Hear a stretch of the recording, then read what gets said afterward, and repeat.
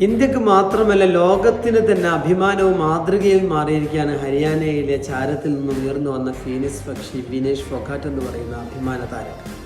100 gram വെയിറ്റിന്റെ പേരിൽ അദ്ദേഹത്തിന് gold medal നഷ്ടപ്പെട്ടുവെങ്കിലും അല്ലെങ്കിൽ അത് ഡിസ്ക്വാളിഫൈ ആയിട്ടുണ്ടെങ്കിലും അവർ ഒരിക്കലും പിന്നോട്ട് പോകാനോ തളരാനോ സാധ്യതയില്ല എന്നാണ് ഞാൻ മനസ്സിലാക്കുന്നത്.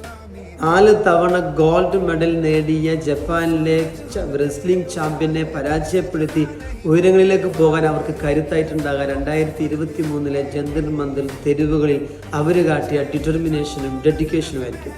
സെക്ഷൽ ഹറാസ്മെന്റിന്റെ പേരിൽ പ്രയാസം അനുഭവിക്കുന്നവർക്ക് വേണ്ടി നീതിക്ക് വേണ്ടി പോരാടിയ ആ പെൺകുട്ടിയാണ് നമുക്ക് അഭിമാനം.